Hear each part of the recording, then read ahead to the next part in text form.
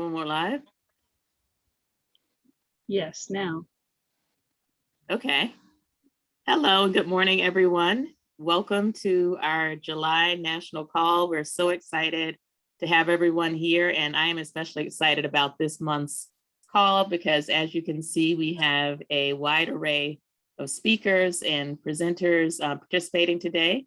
This is our call with the M.O.B.B. United leadership team, or some of us anyway.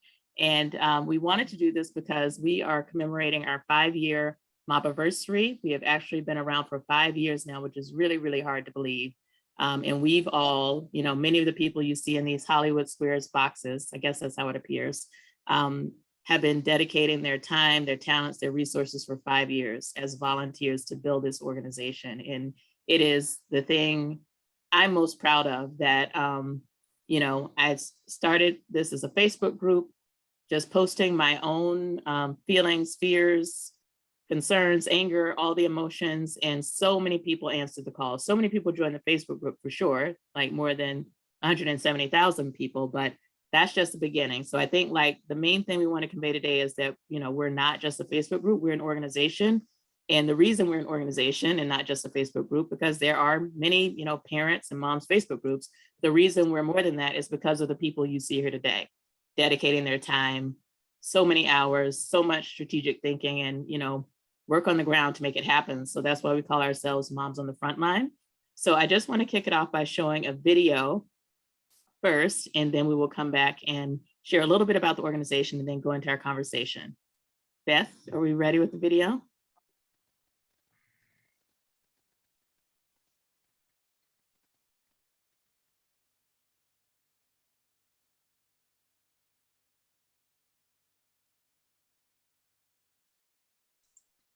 Need audio.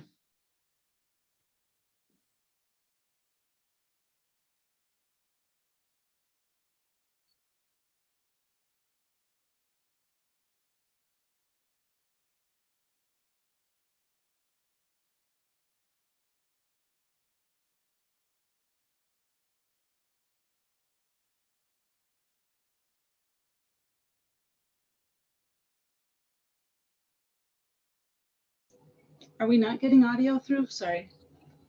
No, I didn't hear the audio. Okay, let me. Are we not getting audio through? Sorry. No, I didn't hear the audio.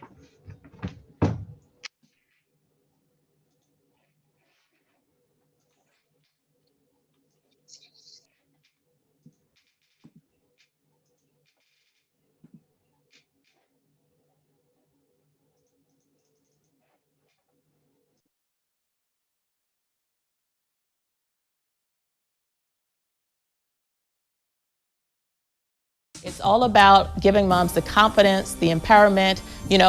A lot of people don't like the word activist, and so I describe us as parent advocates. Everyone can understand wanting to advocate for your child and get the best for them, but if you're a mom of a Black boy, you have to advocate a little differently. There's some extra stuff you need to know. For the most part, I would say that my encounter with the police has never really been one that was always welcoming. Never felt like they were somebody that I could actually turn to and ask for help.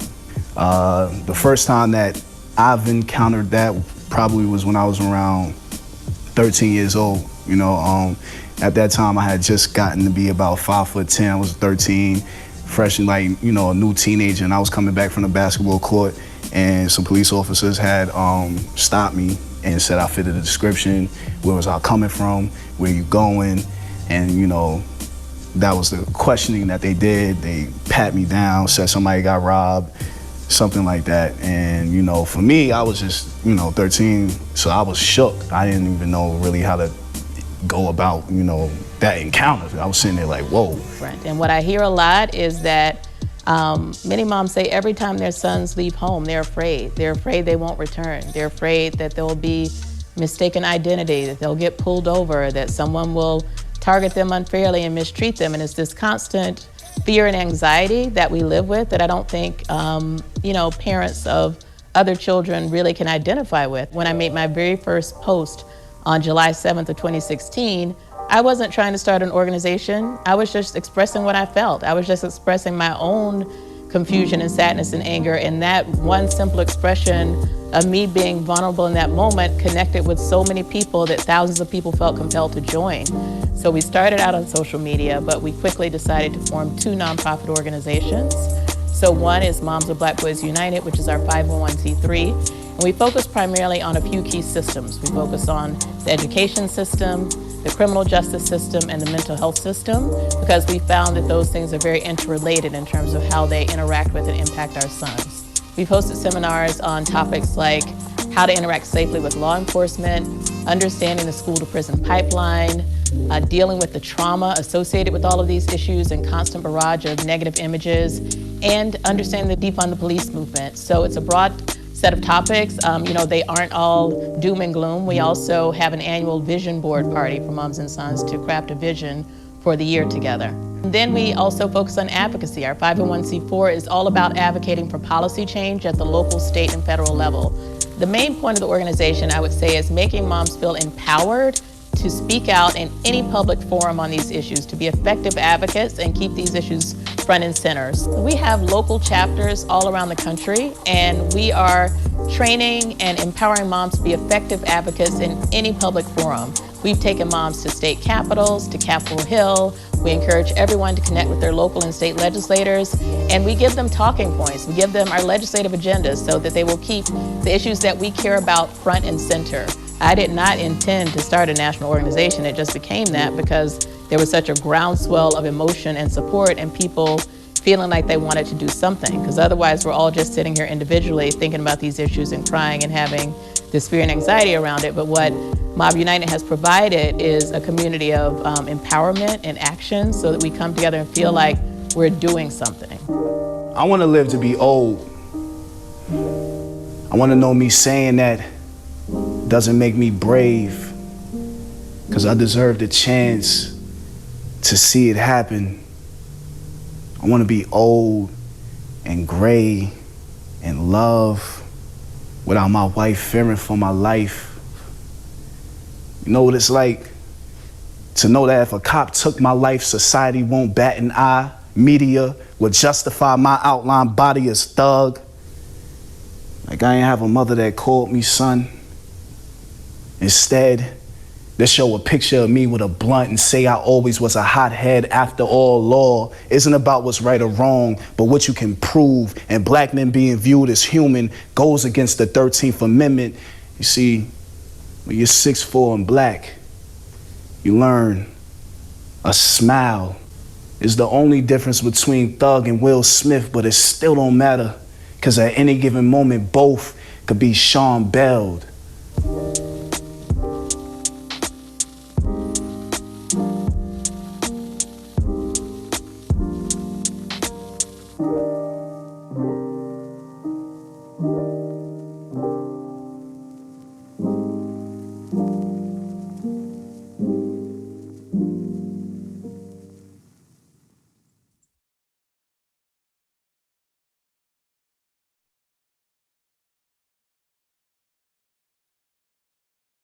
Well, hearing his story, the spoken word artist Vince Hill gets me every time. You only heard a subset of his experiences, but he is a young man who grew up here in New York and talked about the many, many times he was stopped, harassed unfairly for no reason at all by law enforcement. He went through his first time being 13, then 15, then 17, then 21, then 23, like all these times, never having actually done anything wrong. And he talked about one time he was coming home from Bible study in a suit, and they stopped him because someone had been robbed and he fit the description in a suit coming home from Bible study. And his parents had to prove that he was actually in Bible study. So that's just one example. We're going to be talking about perception in a little while, but first I just want to share my screen just to frame the conversation and let you know a little bit more about our org structure. Let's see, why am I not seeing how to present right now? Of course, this happens when you get on live on the internet, right? I don't see my little presenter thing. Anyone have any suggestions? Yeah, keep going. Keep going over to your right. One more. Okay. One more. Keep going. One more.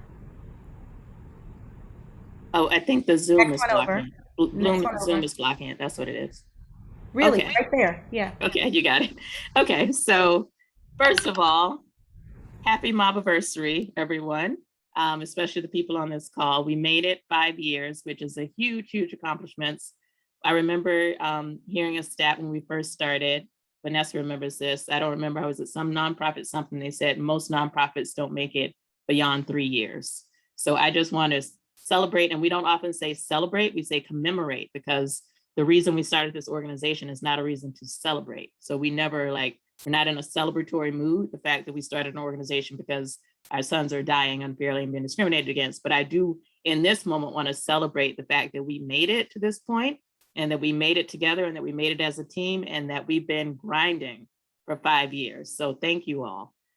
So just a little bit about the organization. If you've been following us all this time, you already know that, but it's important for this conversation for you to understand our organizational structure and approach. So we have 2 organizations, a 501c3, Moms of Black Boys United. You see the mission here, to provide information and support and to promote positive images. And it's the resource side of the equation. We also have M.O.B.B United for Social Change, which is our 501c4, which is an advocacy organization, which is about influencing policy. So just to look at it a little differently and see how they work together, on the left is Moms of Black Boys United, the 501c3, which is the resource side. And that is the side that is really the community, the support group, where we come together and learn and connect and support each other and teach people all the information they need, or much of the information, to navigate the systems and situations that our sons may find themselves in. So it's the what we can do side of the equation. That's how I describe it. It's what we can do to educate ourselves, to empower ourselves, to connect to each other, to support each other, and also to work on that change perception piece in terms of images of our sons in the media. And then on the right, you have M.O.B.B United for Social Change, which is after we've done all we can do, what else needs to happen? Because that's not enough. There needs to be systemic change. So we have to focus on influence in policy and legislation that impact how our sons are treated at the local, state, and federal level. So you see influence, policy, and demonstrating power, then in the middle, partnering strategically. So these are our 5 pillars. And this is what we're going to talk about today, so that you get a little bit more insight into our approach as an organization. We share this, but we don't really talk about it much, because I think of it more as, if you work in corporate, like internal strategy, more so than external branding. But we're going to take you inside a little bit so that you hear our thought process on how we approach our work. So these are the 5 pillars of M.O.B.B United. 1, to influence policy. 2, change perceptions. 3, demonstrate our power, and that's primarily politically and economically. 4, partner strategically with like-minded organizations and individuals who are working on similar goals. And 5, promote self-care. So this whole conversation is going to be about diving a little deeper into each of these. Also want to let you know we have chapters across the country, and this is just a map from our website. Looks like a couple may be missing. Actually, I don't see Ohio, but you see we have a nice cluster in the Northeast. We're doing pretty well across the South, sorting to expand in the Midwest. We're on the West Coast. And we actually have members, individual members in all of these states. So we have coverage in all 50 states, but to become a chapter, someone has to step up and say, hey, I want to start a chapter in my area. I want to lead this in my area. I want to be the voice. I want to be the person mobilizing people for my city, my state. And so in these areas that you see the black dots, people have done that. And you'll hear from some of those people here today. And it's so critical, because really the biggest part of the vision is empowering moms to be that voice in their own local communities, to identify the issues that matter where you are. We have collective issues that we're all working on, but to really be impactful, you have to do it at the local level and the state level. That's where you can get the most movement. So it's very important. So if you don't see your state represented, sign up. Go to mobbunited.org/chapter development. We have a chapter leader application. And we will get in touch with you. Listen, we have Omaha, Nebraska. If Omaha can do it, wherever you are can do it. So sign up. Uh-oh, I hear my son coming. Oh, so I want to highlight our Mobbiversary events. So this is one of them, but each Wednesday, we are having a conversation around our pillars. We had a conversation with our sons that was really, really powerful on Wednesday. Garrett, close the door. My son is coming in his underwear. We don't want that. We don't need a this is us moment on the Zoom. So we had a very powerful conversation with 6 sons who are sons of moms in M.O.B.B United, who just poured out their hearts, shared one, just their brilliance. They're all doing very well in life, and they're all in their about 20s, I think. So they're sons who have grown up and are making it in life. They also shared some very painful experiences they've had in terms of interactions with law enforcement and others in authority who, didn't see them in the way that we see them. So we thought it was really important to highlight their voices. And then this coming Wednesday, we really want you to tune in because we are announcing a major nationwide legislative project with a law firm, Perkins Coie. So the 2 partners who are leading this effort are going to come on and talk more about it, but we are launching a nationwide movement to reform stand your ground and citizens arrest laws. And when you think about the cases that have been in the news, really around these issues, the biggest one was Trayvon Martin with Stand Your Ground, which really started this whole Black Lives Matter movement and did not end favorably. As you know, George Zimmerman was not convicted, and it was based on him allegedly standing his ground, which we all know is straight BS. So we're looking at these laws across all 50 states and trying to reform them to make them be just and fair. Similarly, citizens arrest laws. Often in some states, citizens are able to arrest people who they perceive to be committing a crime. And that is what happened in the Ahmaud Arbery case in Georgia last year. And we're following that, advocating for that. It is going to trial, and we don't yet know what the outcome will be, but the perpetrators were at least arrested in jail. So please tune in because we're going to need a lot of support to get this done. We're going to need support in all 50 states. We're going to need people beyond M.O.B.B United to get involved. So we really want you to tune in. The last thing I'll share for now is we are a membership organization and we want you to become a part of our sisterhood.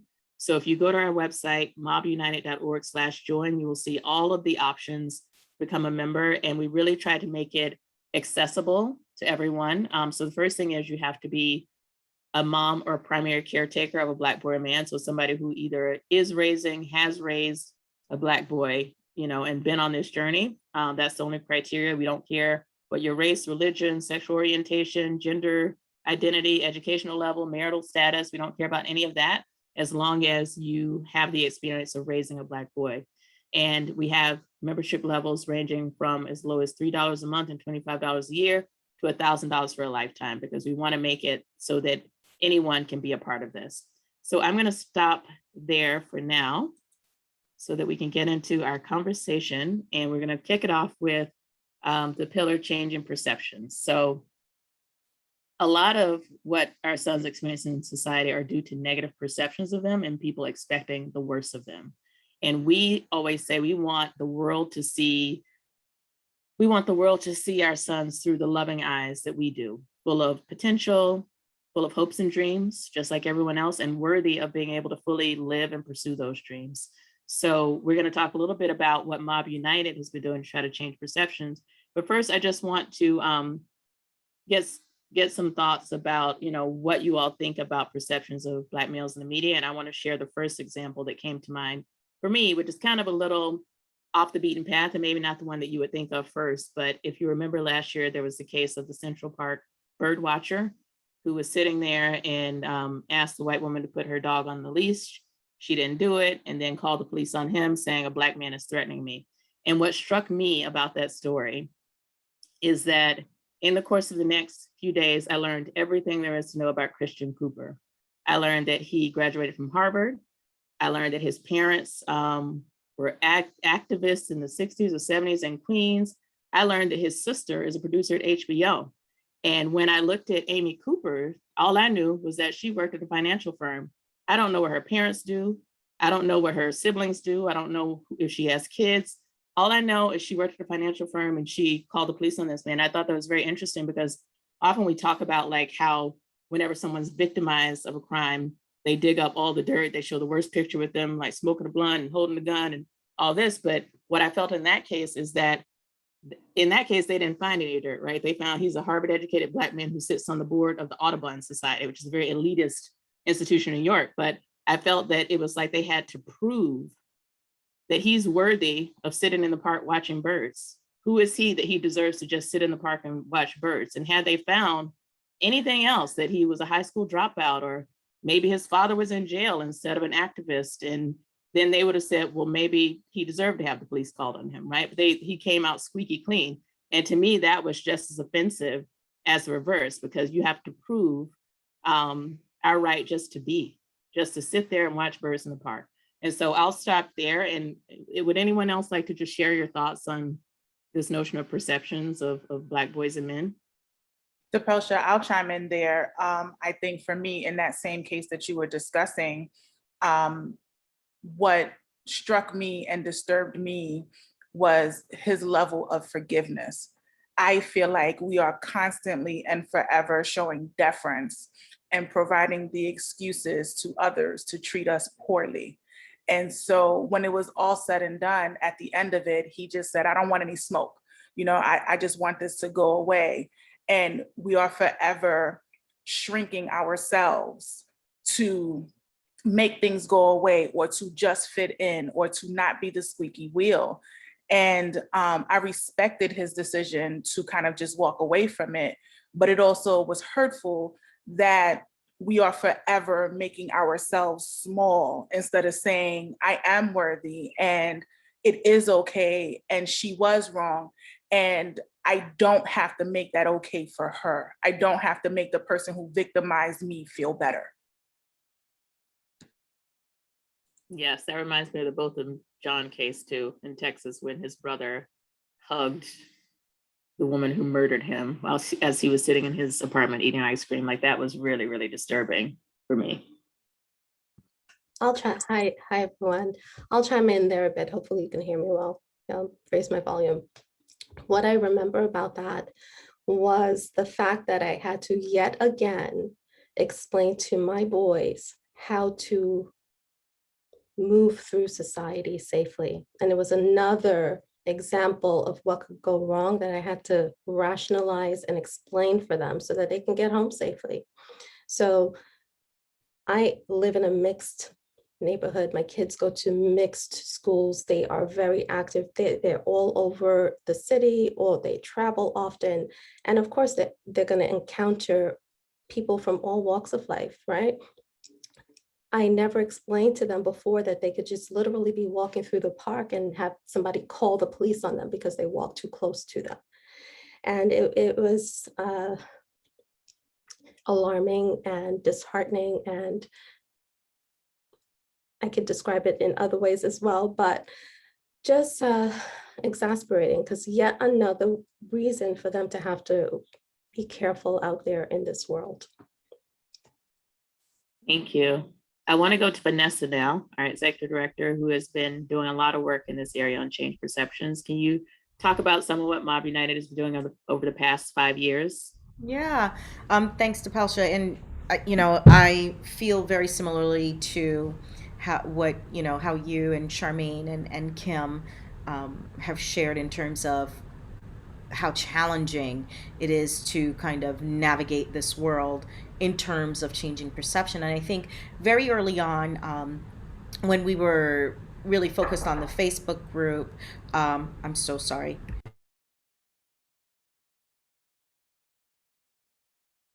I'm so sorry. Let me just I have to get the door. 1 second. I'm so sorry. I want to finish that thought though. 1 second. Depelsha, Does anyone else want to jump in? Okay. I was going to add something just to pivot a little bit. We're a sports loving family. My boys play sports. And so we spend a lot of time looking at how Black athletes are discussed, how they are perceived, the vernacular that is used in describing them. And I think especially over the last year, when you saw a lot of athletes, especially in the NBA, becoming more vocal about the Black Lives Matter movement, you heard the terms, the kind of buzzwords that are usually used to stereotypically describe Black men, like they're being thugs, or describing their efforts as being a distraction, as opposed to seeing them in their wholeness for being athletes who are also Black men and who can be activists, who can be outspoken, who are fathers, who are brothers, who allow to express this rage. And once again, you hear terms like the big Black guy, all these kind of like terms that engender anger and don't really allow a place for Black men in general, especially celebrities, to kind of experience what all of them do or probably have experienced in the course of their lives, just walking on this earth, even as millionaires, even as athletes. So I think we have a long way to go, even just how the media, even when it's sports media, talks about Black men. Yeah. Yeah, that's a I great love the fact example. that we're talking about our older boys, but I think one of the things that's really that struck us early on was our younger sons and how they would mature quickly and be perceived to be mature very quickly, and that's kind of how we started our whole conversation around change perception. As a matter of fact, it really started with Kim sharing a story of her son with us when AJ, had a situation at school, and he was so young at that time, and we were all thinking like, at that age, how could you be perceived? In such a negative way to have done something negative, and so we all kind of, to DePelch's point earlier about wanting the world to see our sons through our loving and proud eyes, we all kind of wrapped ourselves around the idea of needing to change the perception as a way to protect them.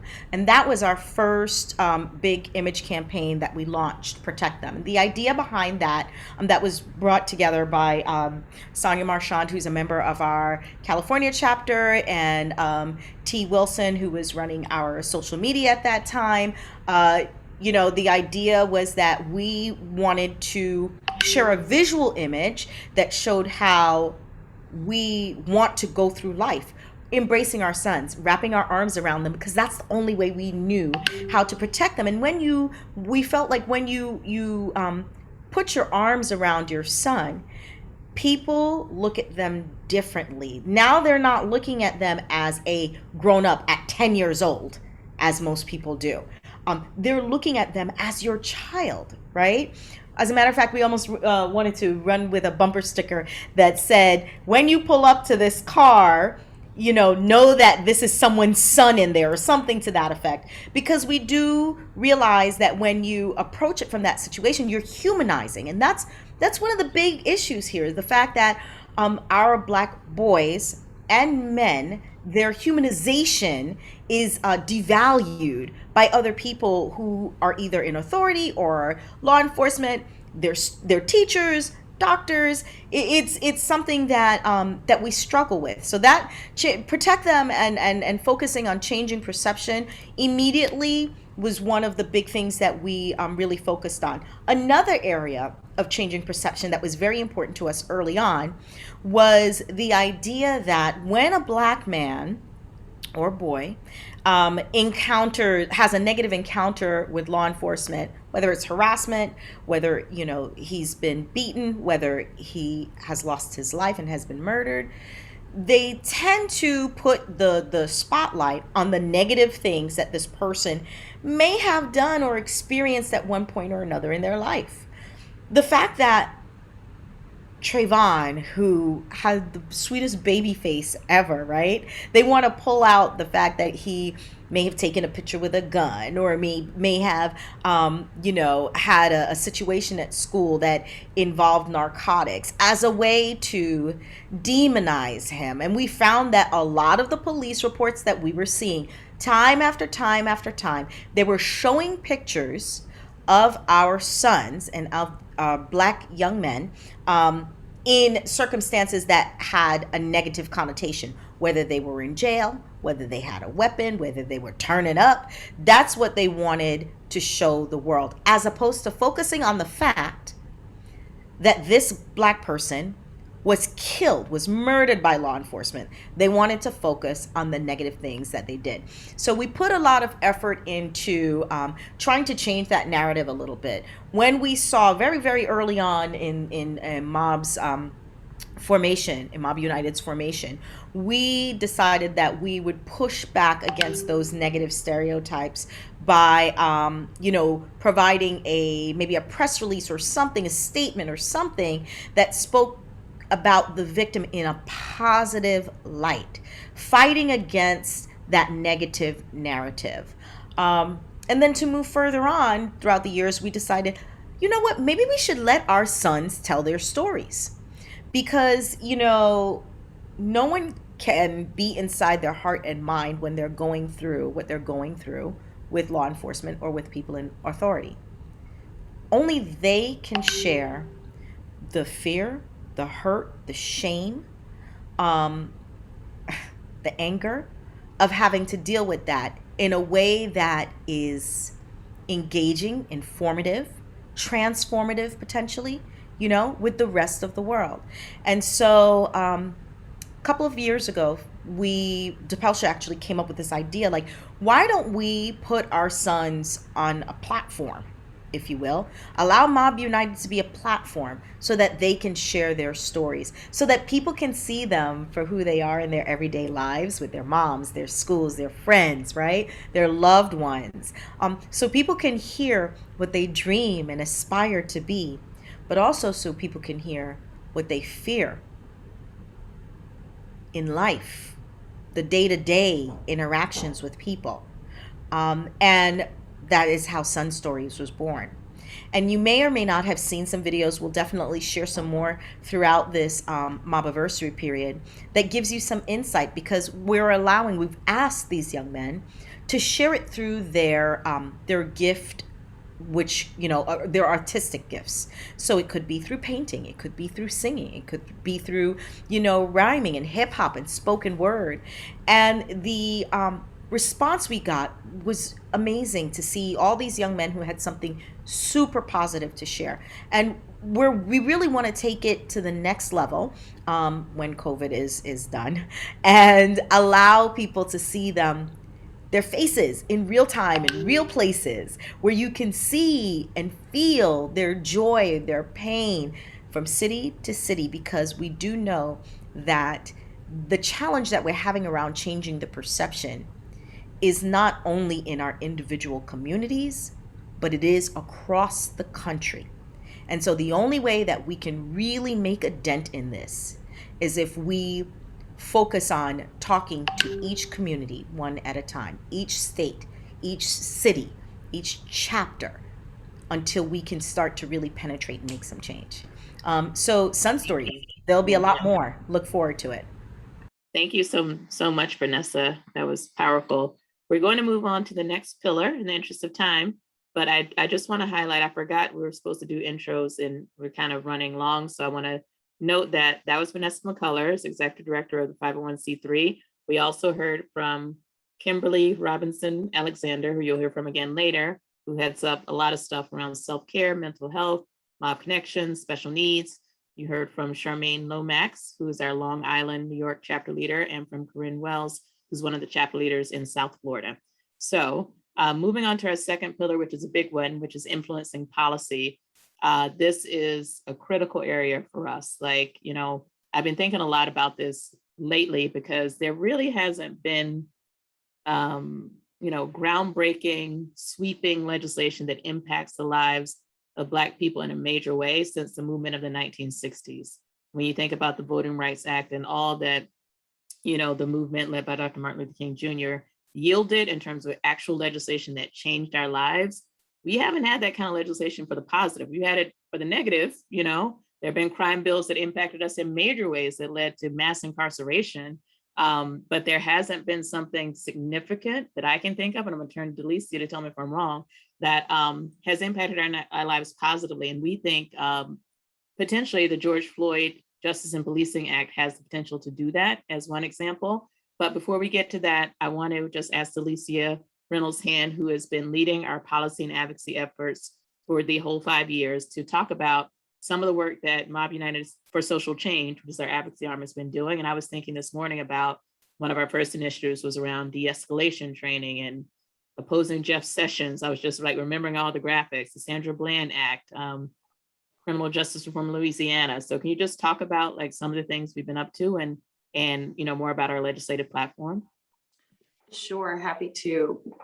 Good morning, or I guess it's afternoon, where I am, everyone.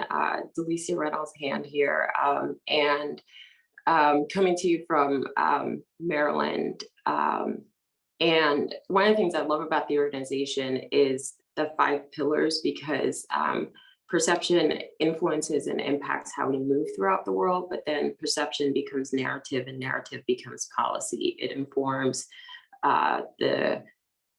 the penalties, it informs the level of accountability that we are held to in society. So it's a very, and of course these have mental health impacts, right? So I think it's one of the most powerful things about the organization to really sort of highlight all of the aspects of our beings as moms and sons.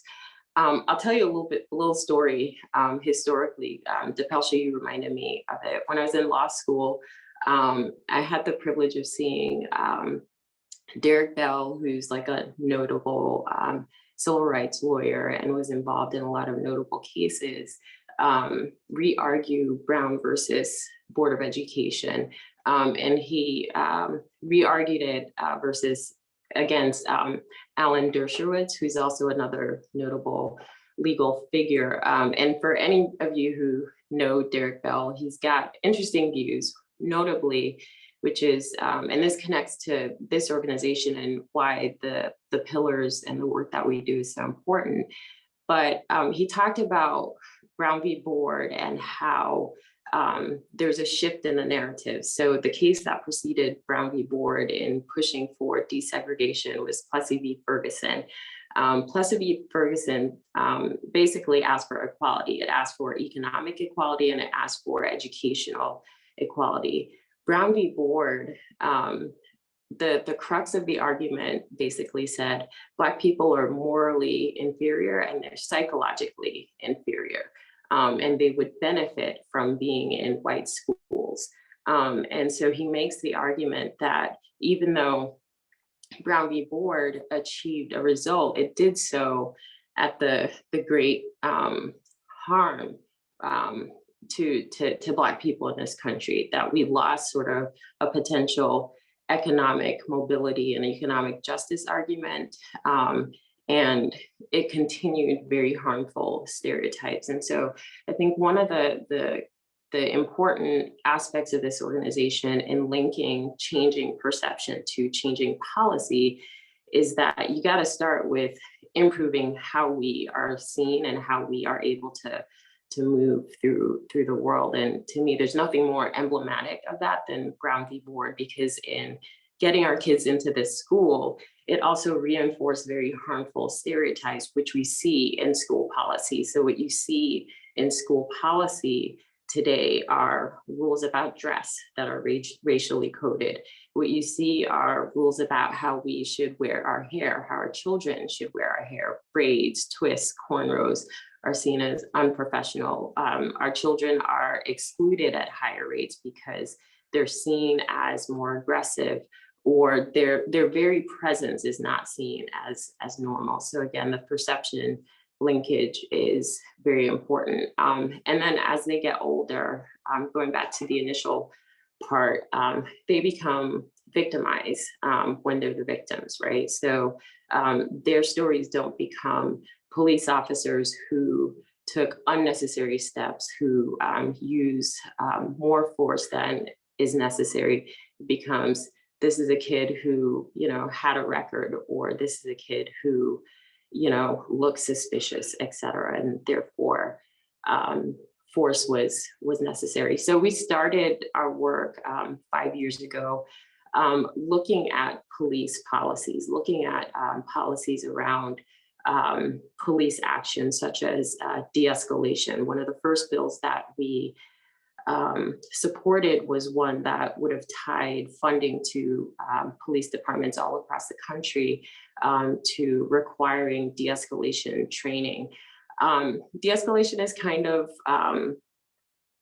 controversial because, training hasn't really shown to change behavior, but one of the things that we've seen over time is that, particularly in the Justice and Policing Act, they're now requiring more aggressive standards around de-escalation. So I see that as a positive move. So when we started, what was being asked for in terms of policy change was for police officers to be trained. Now what's being asked for in terms of de-escalation policy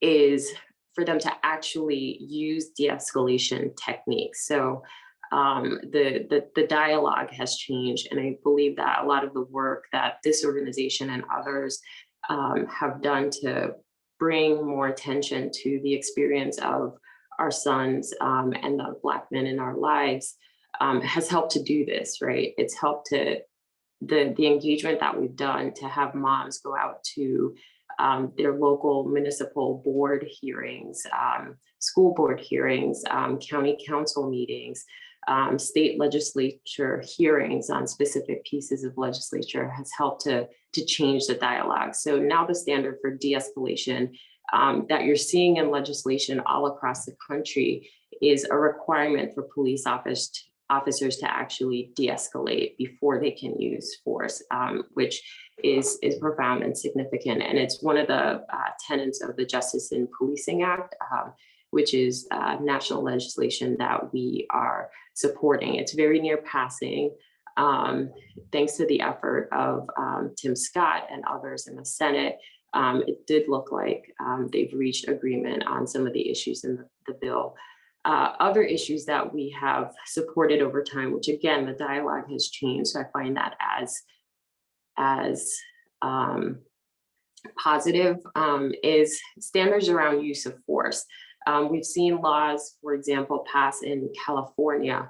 And thanks to now our vice president, we have that language in national legislation, which could have impacts all across the country. But you're seeing state legislatures take up similar language requiring accountability and requiring police officers to take certain steps before they use use of force.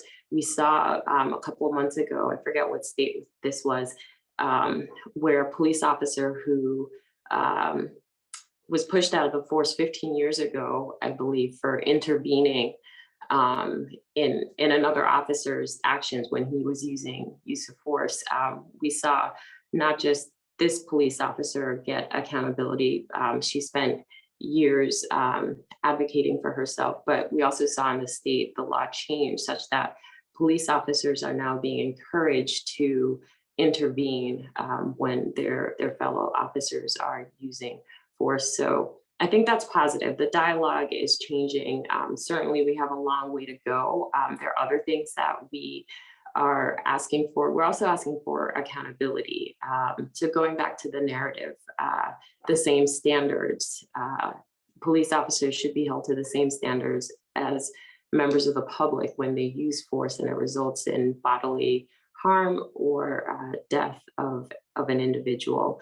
Accountability means, and things that we've asked for, getting footage of body cam, right?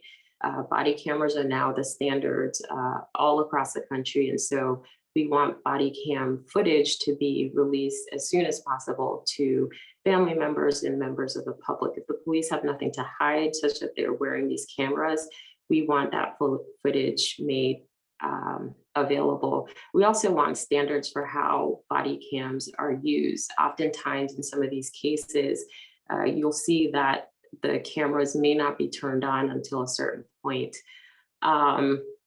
Accountability means data, and it means knowing all of the details about these cases all across the country and making requirements. And so this is also a part of the Justice in Policing Act, making it a requirement for police departments across the country to collect this information. What were the encounters? What were the demographics of people involved in police encounters? The last piece, which is really important, also part of bills that we're seeing across the country in the last couple of years, is police employment records should travel with them in the same way that everybody's employment record travels with them, right? So law enforcement officers are one of the few the few places where you can actually be fired, be removed for cause, actually have done damage, kill somebody, but move on and be employed. seek gainful employment in another jurisdiction. And so there are policies that are shifting all across the board, but this is something that we've also advocated for locally. It's been an issue where we had a killing a few years ago, and we saw the same police officer who was fired from his local precinct move to the next state and continue to be a police officer in Delaware. So these are just some of the issues that encompass our legislative platform, and the way in which we have been doing this over the last several years is the following. We've educated moms about how to advocate, how to tell a compelling story, how to tell their story, how to tell their son's story. We've also supported moms in their engagement. So we've helped moms testify before local municipal hearings. We have helped moms testify before state legislatures. We've supported moms in their applications to join different organizations, be they civilian review boards or other committees. We supported one of the moms in the Michigan 5 who wanted to engage directly with the local municipality. We also, as we talked about, support national and state legislature. We do research to inform the membership and chapters in particular about what's happening in their states. And then one of the things that we've done probably since day one, I still remember being on a call and a couple of our moms driving to support the family of someone who'd been killed. But one of the things that and she was the person who started this work, was doing calls to action. So bringing attention to the incidents all across the country of sons, Black men and boys who've lost their lives or who have encountered significant injury as a result of encounters with police officers. We've done to date well over 50 calls to action. So that's 50 souls who've lost their lives. And in each of those cases, we've asked for justice. We've asked for the police officers to be removed immediately. We've also asked for escalation of the case. We've asked for independent investigation, so on and so forth. And we believe it's helped to move the ball. It's helped to change the dialogue, but also in a number of those cases, bring about accountability. So that's a little bit about what we've done in the policy side. Thank you so much, Delicia. That's a lot. We've been very busy on the policy side, so thank you for the overview. And I just want to bring in Patty Garrett, who's our Atlanta chapter leader, to talk a little bit. So, and I want to connect the dots. So we started out focused on de-escalation training, which was a federal bill moving through Congress. And then the election of 2016 happened. And we knew from that point forward, we're not getting anything out of the federal government. Like, it's not going to happen. So we shifted our strategy, focusing more on state legislation, and whoever's in office, I think that's a good strategy, period, because you can just get things done more easily or more likely at the state level. So one of the examples I'd like Patty to share is how our Georgia MOBs worked on the ground with the NAACP to get passage of the Georgia hate crimes bill and what led to that. So thank you, DePelcia. Thank you, Delicia. My name is Patty Garrett, as she said, and I'm leading the Atlanta chapter. I'm also helping out with the moderators, so the mobberators. So when the Ahmaud Arbery case happened, the young man jogging through a neighborhood, cornered by 3 white men and then shot. We had some grassroots efforts, and because of the grassroots efforts, Georgia signed into law the Georgia hate crimes bill. So that was a wonderful opportunity for not only actually the Georgia mob, but people all over to help us to really get involved with how we could get that hate crimes bill passed in the law. It's also a great example of addressing systemic racism. It addresses when someone's targeted specifically because of their race, and that's specifically what the Georgia hate crimes bill is. You'll see me looking around, and that's because I'm actually working right now. So I'm multitasking, doing some things, but hey, that's what we do as moms. So And there's also a shift from no penalties or lesser penalties when the victim is African American or any other kind of minority, to now there will be increased penalties. So here in Georgia, actually, we've been pretty busy because when I came on early on, shortly after Tapelsha founded this group, I met a mom here, Monteria Robinson, whose son Jamarian was shot 59 times. He had 76 bullet holes. And unfortunately, the prosecutors here in Georgia, moving from the prosecutor who lost his position to a new prosecutor, we were not able to get positive results. So they're not going to charge the officers in that shooting. And I know you talked earlier about the social media and how they look at our African-American sons. And to me, that was one of the cases where, they went through his whole life history and just kind of tried him in the media, victimized him all over again. So we really need to continue with M.O.B.B. United so that we're able to continue taking a stand when we have these killings by police officers. And so that's mainly what's been going on in Atlanta. Thank you so much for sharing that. So we're going to move on to the third pillar, which is about demonstrating our power, our collective power.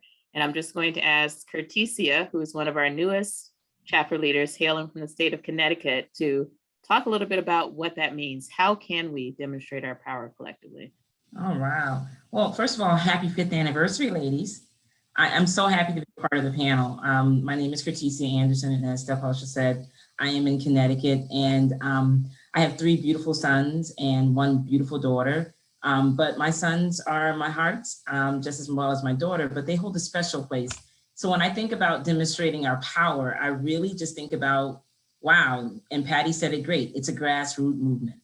Who knows how to move things better than a mom?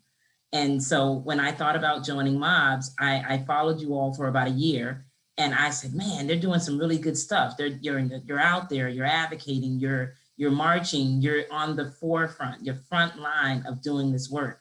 And so when I kept looking around for joining other M.O.B. groups, I couldn't find anything here in Connecticut. And I'm like, what's going on? I see all this stuff on Facebook. It looks really fantastic. Why can't I find anything here in Connecticut?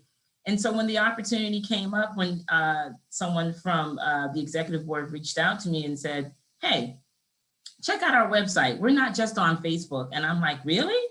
And I see that it's an entire organization. And it said, if you'd like to start a chapter, you can. And so it's with that I said, I can do this. I can join a chapter. Little did I know a year and a half later that I should have said no. Because it's just overwhelming, but it's such a great. Oh, Curticia, don't tell the people that.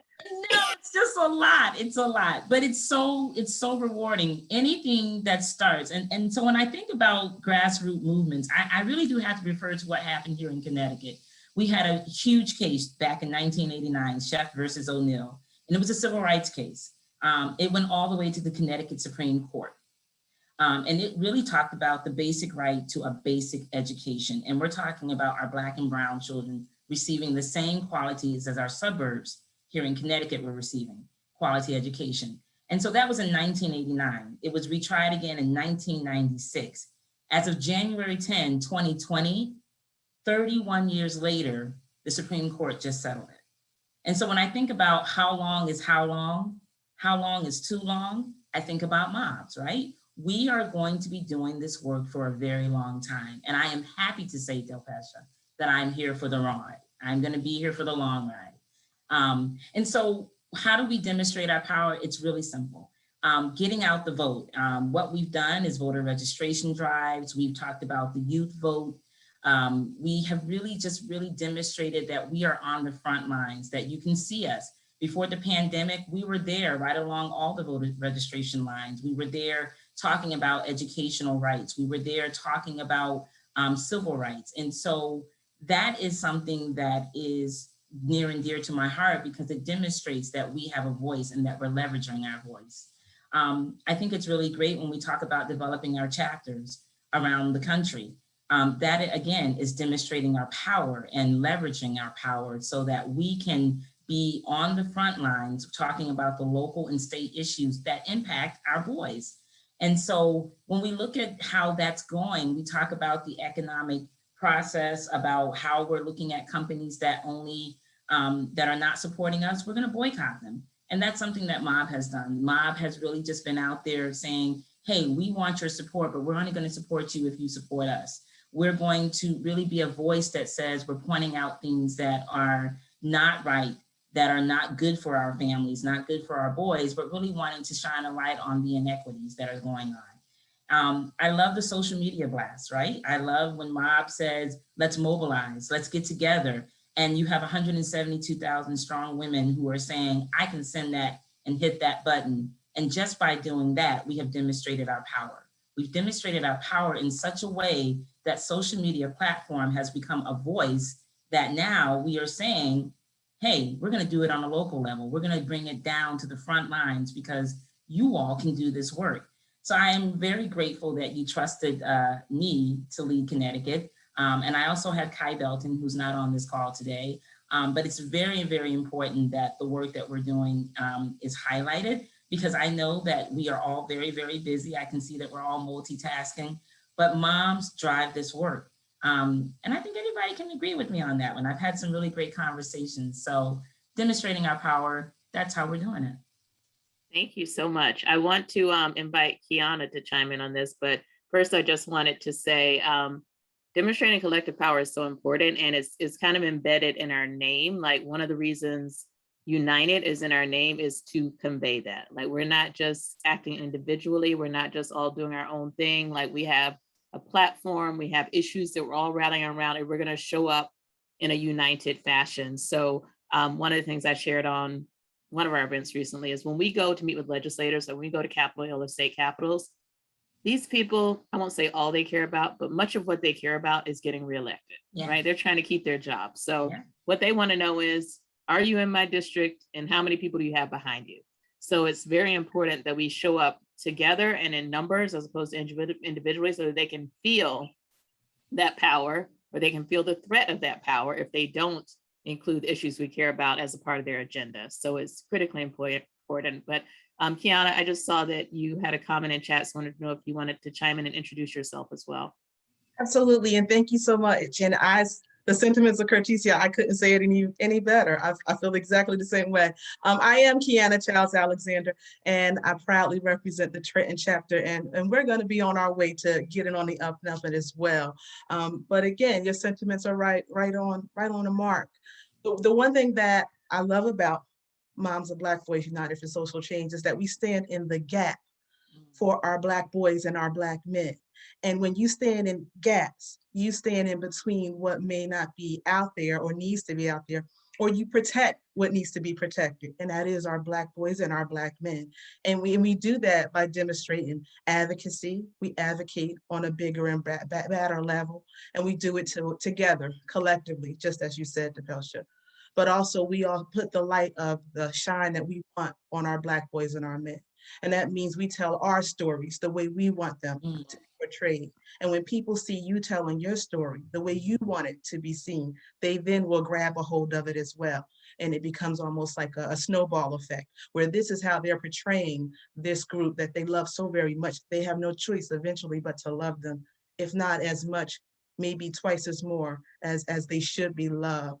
The one thing that I did put in the chat as well was that we have to stand on the point of making sure our community is involved and knowledgeable about things that are happening across the land. And one of those things are legislations that may be taking place right now, such as the John Lewis Act, as well as the For the People Act. Now, we don't say you push and go forward and yes, let's do it, but you become knowledgeable at least, knowing that those are the changes that may be taking place possibly in the future. And that might be the spark of our new civil rights that we want to see from back in the years before we have that now. But that's where, again, a M.O.B.B comes into place with giving that information out there. And that's the one thing that I hold on in my heart, and I'm grateful that you started this group, is because again, it's a gap and I can't get out the gap. I have two sunshines, Langston and KJ, looking at me, so I can't get out the gap. And not only that, I have your sunshines too. I stand in the gap for them. I also stand in the gap for a Trayvon Martin. I stand in the gap for a Tamir Rice. I stand in the gap for every child, every man who can't speak or breathe right now. That's where this comes into play at. And I can't let that go. I hope others feel that passion as well and actually go on to M.O.B.B. United and just join us, especially the Trenton chapter, which is the chapter for New Jersey. I hate to do that plug right there, but we on the coming up, we will be. So I think you should get involved with us now, not later, okay? Now, not later, you wanna join. Thank you so much. All right, all Thank you right. I so love much. it. Okay, I know, right? So yeah, standing in the gap. That sounds like our next image campaign. So I want to shift to the next pillar, which is partner strategically. And I think it connects so well and seamlessly with demonstrating our power because, you know, we're just one organization. And it's important, critically important for us to link arms with other organizations, with other individuals who care about these issues, who are fighting for justice, or fighting for equity for all in doing our work. We have to build a coalition. We have to be connected. So I actually want to call on 3 people to speak to this who have been doing it and doing it well. Oh, maybe now 4. We have a 4th one. Okay. So in any order that you all want to go, Lisa Burton, Desiree Scott, Charmaine Lomax, and Melissa Clark. Can you talk a little bit about the partnerships that we've done and that you've done in your respective areas over the past 5 years? Who wants to go first? Okay, I guess I'll dive in there. Okay. I'm Charmaine Lomax of the Long Island chapter out here in New York, and partnering with one of the strategic partnerships we've had throughout the country is with M.O.B.B, the National Organization of Black Law Enforcement Officers. And when I saw that we were collaborating with this organization, I was so excited because it brought a different perspective to our efforts, a different purview to everything we were trying to share and help our boys understand in the community. So I'll tell you a bit about what it is. National Organization of Black Law Enforcement Executives, M.O.B.B, is an organization that has what's called the Law and Your Community program. And it's a program that is a hands-on effort to inform our youth and help to foster communications, I should say, with other law enforcement officers in the community. And I thought that it was so important because we do our side from the mother's purview, right? But we're always hoping that the engagement from the other side is going to be what we need it to be. And by partnering with M.O.B.B, we were able to have actual officers come into closed rooms with our youth and tell them what it was like. Well, first of all, Black law enforcement officers, so we're all coming from the same purview in a way, but they have the law enforcement piece in place as well. So they were able to share with our youth what to do, and even more importantly to me, what not to do, what would make an officer nervous. Should they be nervous? Absolutely not. But in so many cases they are. And that's a whole other conversation. And it just informed our youth to look out for certain things that could make a situation go in a direction that would not end up in their favor. But let me just also say this, and I'll keep it short because I know we have so many other people that want to chime in. Here we are, partnering with M.O.B.B, this wonderful organization that's bringing all this needed information into the community, right? But even with that, I could never have it introduced M.O.B.B New York to the community without help from my community. So I had to partner with other organizations that already existed in our community, civic associations, the Breezy Point Civic Association specifically, where Carol Gordon, talking about partnerships, was like my partner throughout the whole thing. She introduced me to other organizations like Keep Your Change, which is a smaller youth organization in the community. There was Full Court 365, another youth empowerment organization in the community, and Hempstead's civic association, and that was one of our biggest meetings, where literally this was such a huge effort between all of us that they ended up busing in children from churches all around the community just to get them in front of a panel of officers, judges, lawyers, informed people that can make sure that they get this information and get home safely, which is what we all want for our sons. So I'm going to end it there. It's essential to any grand initiative. So I'm grateful for this piece in our puzzle, the partnerships and collaboration. And I'm going to pass the mic. Thanks so much. So since I used to be a TV producer, I think in terms of themes, and I'm going to go to Lisa next, because it's a nice segue to continue the discussion about law enforcement, because Lisa is Black and Blue and has also done significant partnerships with law enforcement. Hi, everybody. Thank you, Tapelsha. Yes, that's my opening line, right? I'm a Black Blue mom. So I come to the table with, like 3 glasses on: the mom, the Black, and the cop. And I've been Black my whole life, okay? And then I became a cop before I became a mom. So yeah, but it doesn't necessarily end up in that pecking order at the end of the day, because once you become a mom, that trumps everything else, right? So the balancing act has been really challenging for me, and it has really birthed some really interesting partnerships, right? So I used to be sworn, meaning I carried a gun and badge and all of that for many, many years. Now, and tell them where you are. I don't think you said your city. Oh, I'm sorry. I'm in DC. District of Columbia, whoop, whoop, DC repping. It's a brand new chapter underneath the DMV, which is, that's Maryland, is Melissa. She recruited me. Speaking of Noble, I'm also in Noble. So I'm in the DC Noble chapter, and I got recruited to both through Melissa and Tone. I think the president was there at that time. So they both recruited me in that day, a two for one. And that's actually where I met Miss Valerie Castile as well. So it has led to so many partnerships in the DC area.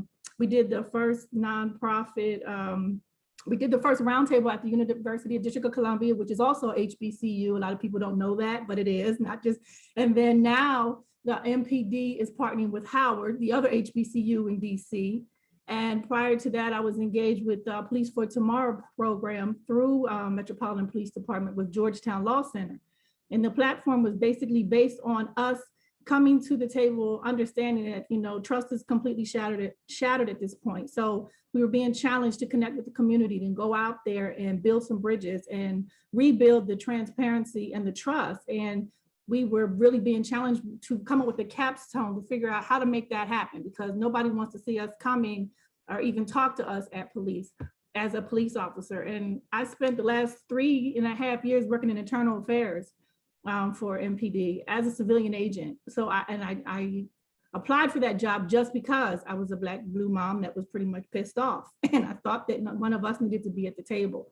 So it has birthed into all this. I never thought I would be here. I didn't know what Melissa was talking about when she said moms are Black boys. I said, what's that? She said, well, you just said you're a Black Blue mom. And I'm like, yeah, but I never heard of it. So I've been in it for little over 2 years now, and I'm excited to continue. Like right now, we have a brand new chief in DC. So also partnering with the mayor's office. There's an office, they're trying to flip the script, which is also what we're doing with imaging, right? The mayor's office has Office of Fathers, Men, and Boys. And they have a flip the script campaign that the mayor signed off on, where they now have images across the District of Columbia of Black fathers and their children, not just sons, but their children, holding our men up and showing that our men are out there, our men are responsible, our men are taking care of their families, they're not all in jail, they're not all dead, they're not all on drugs, right? So it's like right now I'm working with the Jason Wallace, and we're trying to put together something so we can bring the moms and the dads together. COVID kind of robbed us of that last year, but we're going to get back up on that train. And Chief Conti has some listening sessions going. We have 3. This is with Howard University, which is the Pelcher's alum, right? So, and we have 3 more listening sessions to go to. So if anybody in the DC area, please tell people to look for that information. I sent it to Beth. We'll put it out there so you know. And if whatever ward you in, you break out and you come in and you say, what are the issues you're having with the people in your community?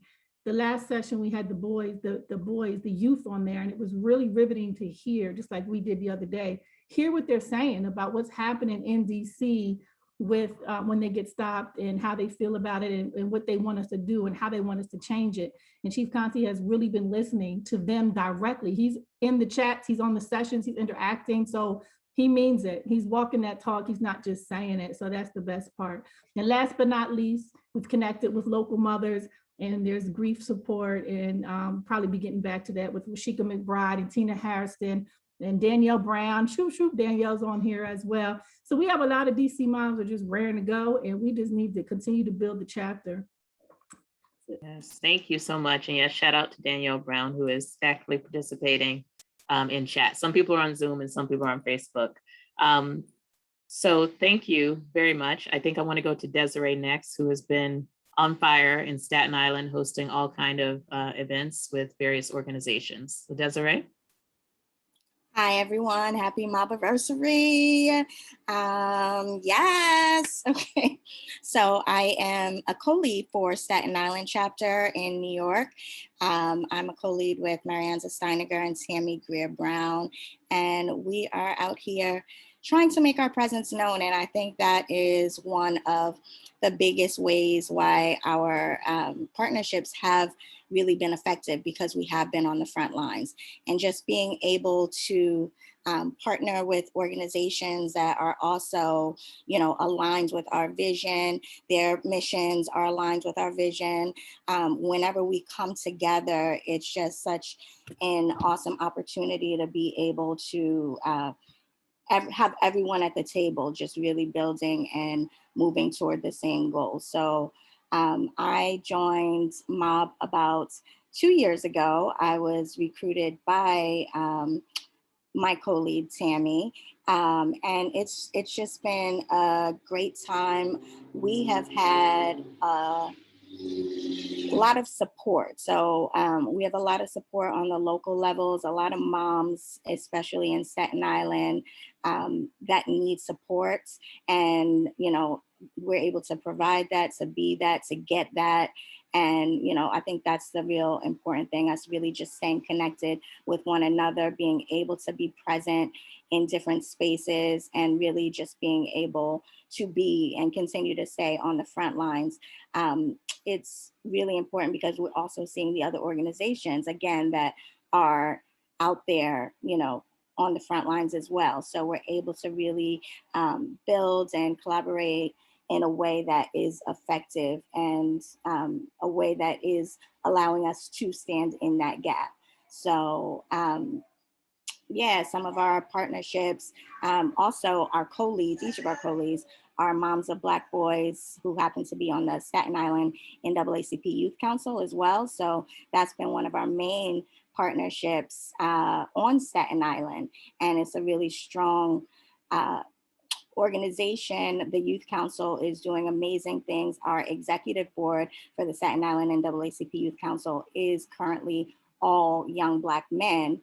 And one of the co-advisors for the organization is a young man as well. So we really have a lot of support in that way. A lot of, sorry, background noise, a lot of the organizations that want to partner with M.O.B.B United also show interest to want to get the young men involved, to get our sons involved. So that's a way for us to just kind of bring in other organizations.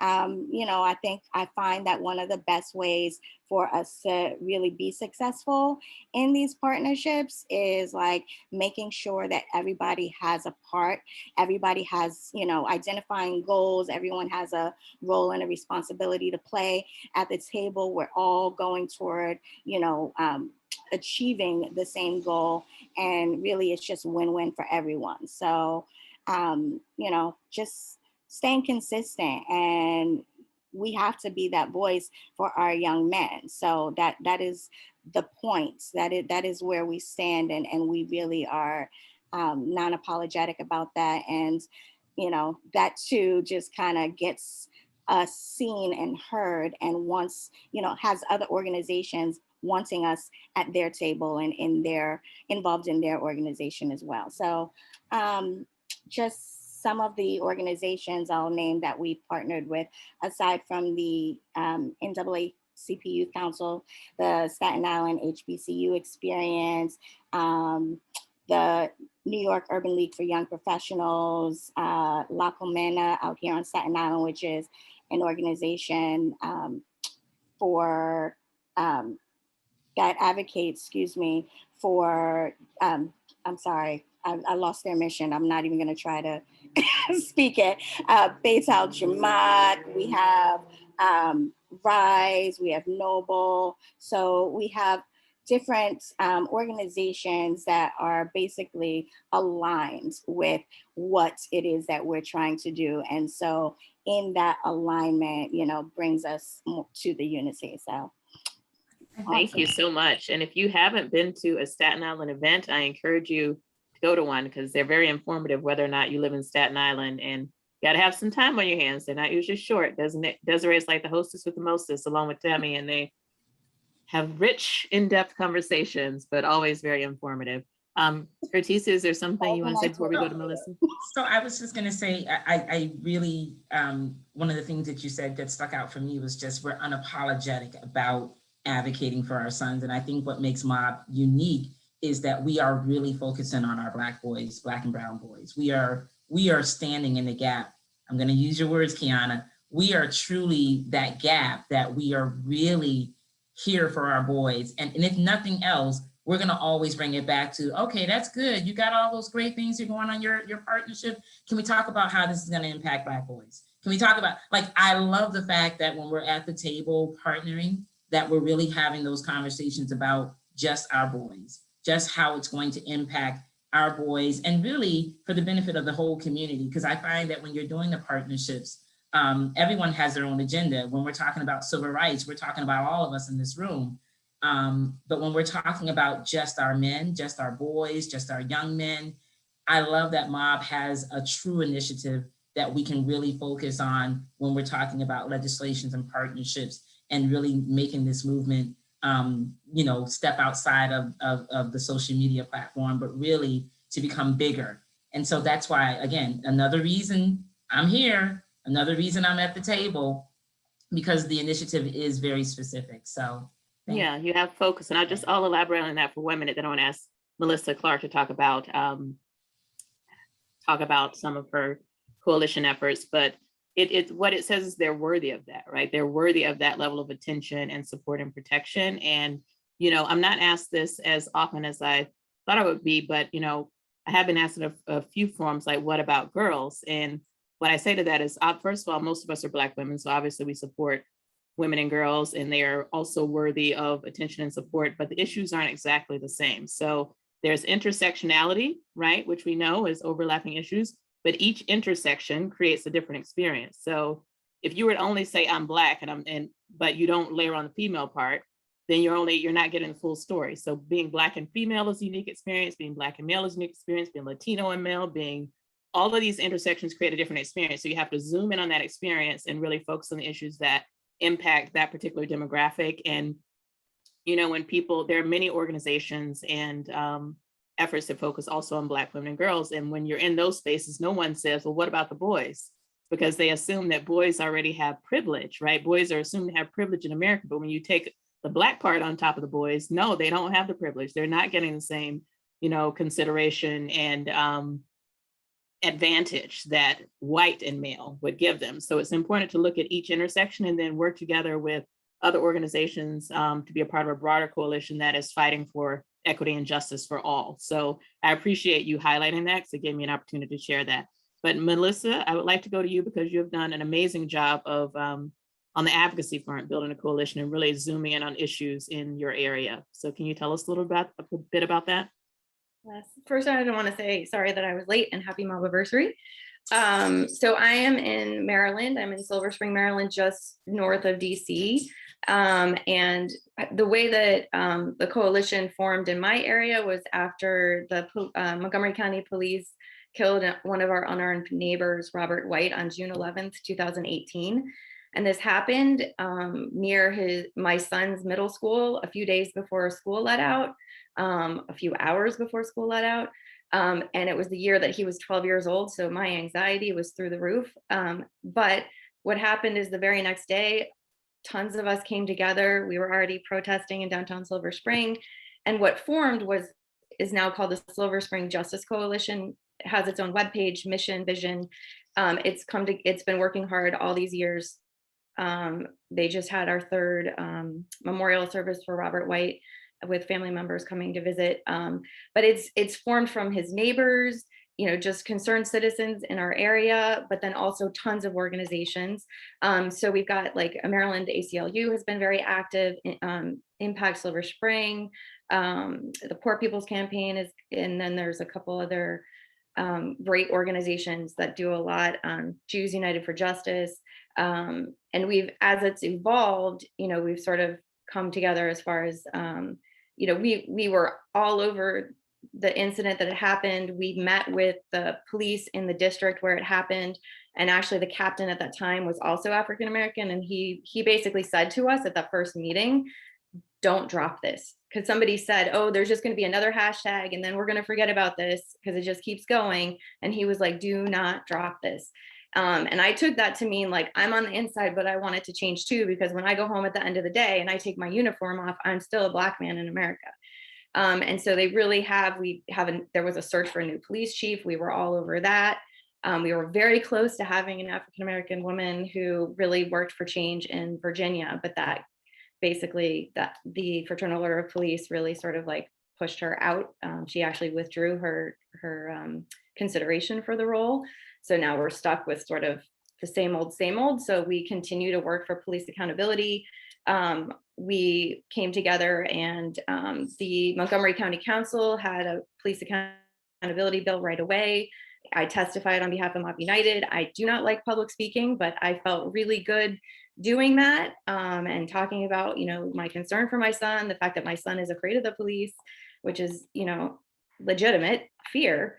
He's now 15 and, a lot more mobile roams around. So I have a little bit more anxiety when he's out and about, the older he gets.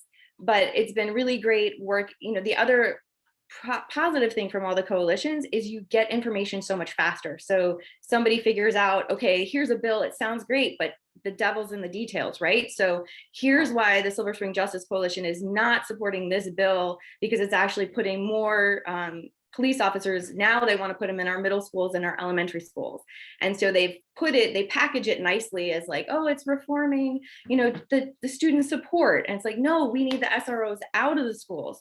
And so it's, we have lawyers that are on there, which they're wonderful at helping us decipher the legislation and make sure we know why we should support or not support, or what amendments we should be pushing for. So it's just been an amazing experience. I feel badly that this year the pandemic has kind of made it so that we can't gather as much, we can't do as much. And it's also, I'm in healthcare, so I've been sort of bogged down leading a federally qualified health center, serving the underserved through the whole thing. So I feel badly that I haven't been able to do as much. But the coalition, the great thing about that is you have a group of people that are continually pushing, continually getting information out to us about what we should be doing and paying attention to. And so it's been an amazing experience, and I'm looking forward to, once everyone's fully vaccinated, getting on the other side, being able to like really get out and do things again and getting more engaged. So thank you for letting me participate. Thank you so much. You have done so much, Melissa. And I just want to highlight one thing you said, which is when you testified at, the hearing or whatever it's called, but that's a big part of what M.O.B.B. United for Social Change is about, like giving people the strength and confidence to go into these public forums and speak out. I said that in the video, like I didn't know about any of this stuff. I don't come from a world of advocacy. Like when I started this, I'm learning along with everybody else. We're all learning together and we're all executing as we learn. So that's a huge part of it, giving people the talking points, the support, the confidence, because we're all doing it together, to go out and speak out on these issues when the time comes, so that we can, as Kiana said, stand in the gap. So I want to go to our last pillar, which is far from being the least important, promote self-care. And I would say that although we say it last, it's really kind of why we exist in a sense, because I think when we first started, we all needed to feel that support and connection. And The week that the Facebook group launched, I wrote an op-ed for theroot.com, and I coined the phrase mob disorder, which was I described as a condition that we all have with this seemingly irrational fear that something bad is going to happen to our sons every time they leave home. And it creates all this fear and anxiety that other people look at us and say, like, what are you talking about? That doesn't make any sense, right? But we all understand it. So the self-care piece is critical. And the way I described it is we have to have fuel for the fight, because this is not going to be solved overnight. The issues we're dealing with have been going on for hundreds of years. So we're not going to come in 5 years and change everything. We can make incremental change, but this is going to be a long-term commitment and journey. And the person who's been leading this for all 5 years is, I always say her full name because I think it's beautiful, Kimberly Robinson Alexander, who signed up. We met online like everybody else, but then she came to New York, where she's from, the summer of 2016, and we met for lunch. And she had her whole presentation on how she wanted to approach this area, and she had a printout. And as she shared on Facebook on Wednesday, I was sitting there just eating my French fries and looking horrified, like, who is this woman? Because she had a whole, like, I love it though. I love preparation. So Kim, I mean, you've done so many things, from special needs to self-care to mental health to autism. Like, I don't know where you want to start, the database, but just tell us a little bit about all the things that have been under your umbrella and, the impact you think it has.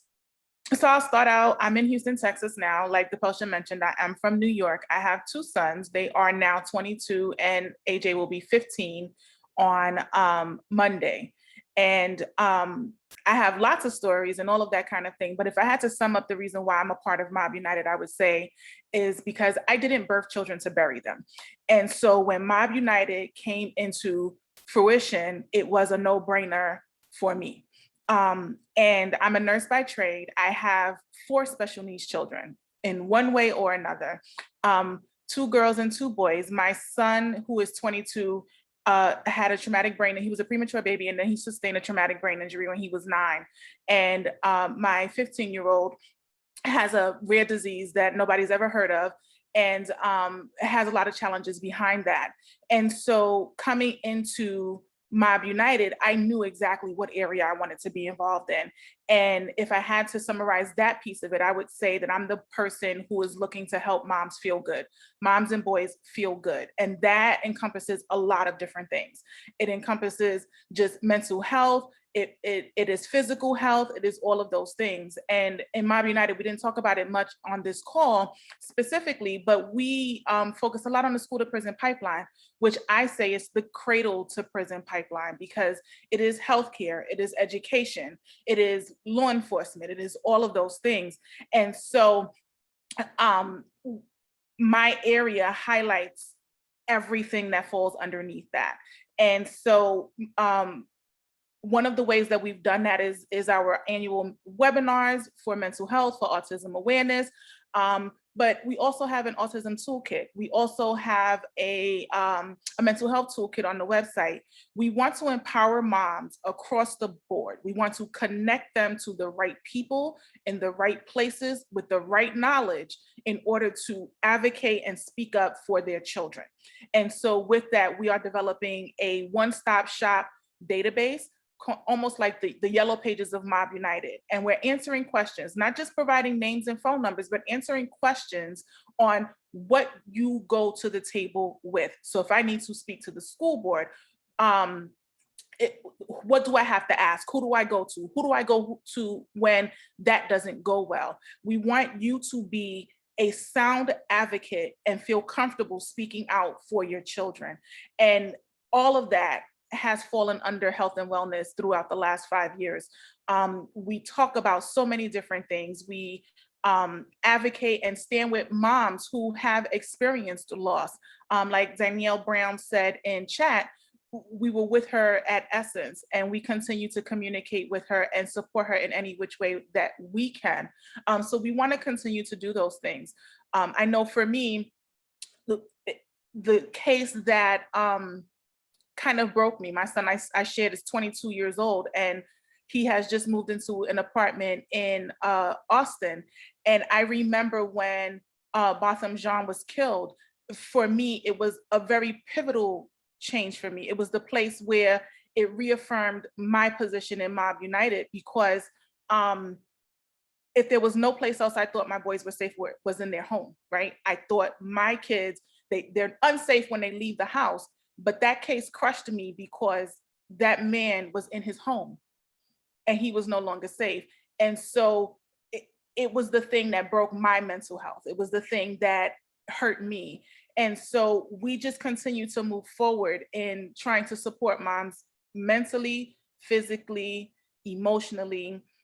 We are three-dimensional beings. We are holistic people, and we want to make sure that we're looking at those things. So we have a prayer ministry. We have, like I mentioned before, the mental health toolkits and the mental health programming that goes on every year. We have the autism awareness and acceptance programming that goes on every year. We run mindfulness campaigns. We have support groups. We have assisted from everything from education and IEPs and 504s in conjunction with Kamari Gafford Davis, who's not on this call, who is the chair of the education committee. We have assisted in just connecting moms to the things that they need, and just hope to continue to do so. Thank you so much, Kim. You said a mouthful, and I just want to thank you for your dedication throughout all these years, and to say, you know, I don't think I shared my personal why when we started, but I have two sons, and my oldest son has autism. And I will say that, first of all, that's a huge reason that I started the organization, because if you hear what police officers, even the ones in M.O.B.B at all those seminars we hosted, you know, they're still police officers. So their typical rhetoric is, well, just comply and you'll be fine. Just do what we say and you'll be fine. But if you're a person with a disability like autism, where you may not understand, you may not process, you may not make eye contact, you might not be able to communicate effectively, you can't just comply. We also had a session with M.O.B.B at Gallaudet University, the only deaf and hard of hearing university in the nation. They don't even hear what you're saying. They can't just comply. And, you know, I love Kim's quote that I didn't birth babies to bury them. I would say my signature quote is, my son's disability shouldn't be a death sentence. Just because of the way he was born, he cannot, probably will not, very unlikely to just comply. That shouldn't mean it's okay to kill him. And when I raised that in one of the forums, you know, I had an officer say, well, we don't have time to be figuring out what's going on with you. Like, they have to make quick judgments, and they're taught to shoot to kill. They're no longer taught to shoot to, people always say, why didn't they shoot him in the leg? That's not what their training teaches them anymore. They're not taught to shoot you in the leg. They're taught to shoot to kill. So if they sense any sense of difference, like Elijah McClain in Colorado, a case we spoke out on, he was dressed weird. He had on all these layers, didn't make eye contact, listen to music. He wasn't harming anybody, and he's dead because they saw him as different. So that's a big part of my personal why. And I will say I learned more from the work that Kim has been leading over the past year about autism than I've learned in my entire 12 years of being an autism mom. I've only known I was autism for 9 years, but I learned more over the past year from the programming she put on in April than anything else. So as I said, we're all learning together at the same time. We're shortly a little over time, so I'm going to start wrapping up soon, but I want to go to where it all started, which is on Facebook. So we started as a Facebook group. It's still our largest platform, 178,000 plus moms in that group. And one of the people who has been holding that down and moderating that group and programming it and leading it the entire time is Vivian Sullivan Nwangpa. And I just want to call on Vivian. She can't come on video, but I want you to talk about, Vivian, kind of the evolution of the Facebook group and how we've recently been recognized by Facebook. Thank you, DePelsha, and hello, everyone. Good morning, good afternoon. And I am Vivian Sullivan Wampa. I am in the Dallas-Fort Worth area. I have one child. He is my 29-year-old son. He is my why for being here. I am one of the admin for our Facebook group and have been for about 4 years. And as DePelsha said, and has been mentioned many times today, Facebook is where we began, and we have evolved to more than a Facebook group, but our Facebook presence is our foundation. It is our root. And I have had a passion for the past 4 years and a privilege to be part of a partnered relationship with Facebook, where I have taken advantage of every opportunity that I have had to talk about M.O.B.B United, our vision and our mission. And I am very happy to say that last year, in a global media release, Facebook acknowledged Moms of Black Boys United as being one of the most influential communities on the Facebook platform. And that is powerful because there are literally millions of groups that are known as communities on Facebook. And to have Facebook partner with us, we are in fact in a partner relationship with them, to be partnered with them and to have them acknowledge who we are and why we are is huge. So I want to thank everyone for their participation, for their contributions. Thank you, DePelstra, for founding us and for giving life to us and a reason for us to be together as a sisterhood to support and care for our Black boys and men. Thank you. Thank you. Thank you so much, Vivian. And thank you so much for connecting us to all those opportunities in Facebook, because I wasn't paying attention. So Vivian has been consistently identifying opportunities for us to leverage our presence there. And we actually got a grant last year to participate in a global community accelerator program. And then we presented on demo day. We were one of only 14 communities in the US. There were others across the world who were selected. And we presented, we were one of only 3 to be chosen to receive an additional grant. So that shows you how much they value our work. I also want to give a huge shout out to Beth Lundy, who does not want to be on video. Beth, if you change your mind, feel free to come on, but she has been leading our tech efforts since the very beginning, our website, building it out, assessing technology platforms, managing the platforms. It's a huge effort. Thank you, yay. She's in San Diego. Do you want to say anything now that you're on video? No, this has been really good. It's nice to see everybody. And it's so good to hear everybody's perspectives and to get all the information all gathered together in one place. Yes, thank you so much. You have no idea. We literally could not have made it to this point without Beth. We started as a tech-based organization. Like, we didn't meet in person until we were 9 months into this. We had our first leadership retreat. So thank you for all that you do and continue to do. And just in closing, so I'll do a quick recap. So you see who we are. This is some of who we are. You've heard a lot about that. You've heard a little bit about what we've done. And just to recap some of that, we have been working on changing perceptions, launching image campaigns. We posted, I don't even know how many hundreds of webinars on various topics to educate moms in the community on issues that are relevant to our sons. Kim alluded to this. We've actually counseled moms in individual situations. And I think the last count, at least 300 cases of like being there, counseling moms one-on-one when they're in a situation, whether it's preparing for an IEP meeting or preparing for court or preparing for whatever situation may be unfolding in their sons' lives, using our expertise to help. We've spoken out on more than 50 cases. We've advocated for policy change, some of which has come to fruition, like the Georgia hate crimes bill, the package of criminal justice reform bills in Louisiana, raise the age in New York, bail reform in California. We weren't the only ones, but we're part of the coalition speaking out on these issues. And hopefully soon we can also count the George Floyd Justice and Policing Act. And we have been a community of support. I think one of the things I said I'm most proud of is that we're here for each other. Like, we're in each other's lives. I can call any one of these ladies and learn from their experiences and grow together and learn how to advocate together. So that's just some of what we've done. In terms of where we're going, I would say we want to do more of those things. So definitely more image campaigns on changing perceptions. You'll hear more. Please come on Wednesday. You'll hear more about our major legislative effort that we're kicking off nationwide around stand your ground and citizens arrest laws. We also want to continue to speak out on cases, continue to invest in, informative webinars, hopefully back in person soon. We used to go to the Essence Festival every time this year so we could reach hundreds of thousands of moms, but in local communities all around the country, we want to continue to illuminate these issues and have our chapter leaders really be the face and the voice publicly, in public forums and media, speaking out and raising these issues and educating their own communities. And ultimately, I would say we want to, over the next 5 years, move beyond being an all volunteer organization to being a paid staff organization. We want to raise enough money so that we can have real people. I mean, we're real people. We don't really work here though. Like, we just volunteer, but you know what I mean? Like, have people actually working in M.O.B.B United so that we can really professionalize and take this to the next level. So if you ask me, I would say that's the main thing, from 5 to 10 years where I'd like to see this go. And we also, I didn't mention, Kim mentioned the database. We want to build our database of resources for moms, M.O.B.B connections.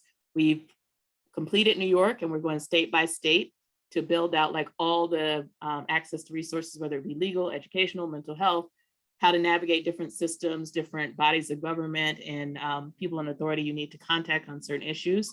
So I also would say a vision is to be the most comprehensive resource for moms of Black sons. We want you to be confident that if you have an issue, you can come to us and we're going to be able to help you figure out how to navigate it. So I think that is it for now. The very last thing I would say is I want to thank my late husband. My husband passed away 6 months ago.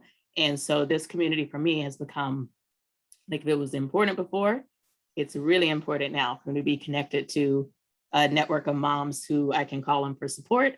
And I just want to thank my husband, David Magruder, who was a big part of how I was able to do this, how I was able to start M.O.B.B. United. Without him supporting my effort, not just supporting it like, psychologically, but in tangible ways, I wouldn't have been able to pull this off. Like when I was traveling all around the country to the Essence Festival and to local events and all these things, he was the one at home with our sons. So I actually don't know how I'm going to pull this off just yet, but we've gotten to this point. So I just want to acknowledge his contribution and say, thank you to him in heaven.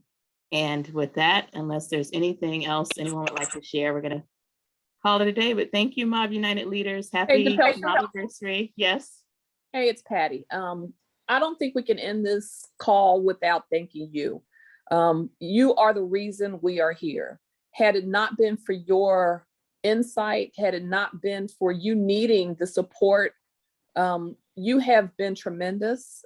You have been present. You have been just everything that we've needed as a leader in order for us to form M.O.B.B. United the way that you want it. You had the vision. I know it wasn't exactly when you started out, it turned into more than what it was that you expected.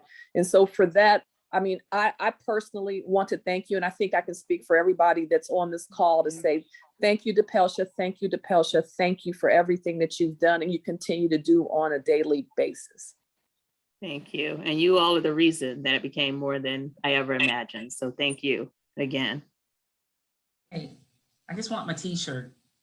I'm here for the t-shirt. Go on. Okay, that's a good opportunity to plug, Cortesia. mobbunited.org/store is how you get a t-shirt. Anybody, here you go. Order the shirts, join the chat. Yes. Or a water bottle or a mask. We have a lot of stuff. So go online. We have something for sons or moms. We got woke grandma, woke auntie, lots of things. So support our store as well. Join, of course, that's our main thing. We want you to join us. mobbunited.org/join. You can donate. If you're not a mom of Black boys, support us that way, mobbunited.org/donate. So there are lots of ways you can support and we need it. And we also welcome your prayers as we go on the journey for the next 5 years. All right. Well, thanks everyone. Thank you. Goodbye.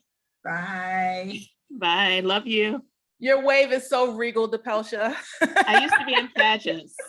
You didn't know. It's Miss Black Georgia 1994, Patty. So, true story. Okay. All right. Bye. Love you all.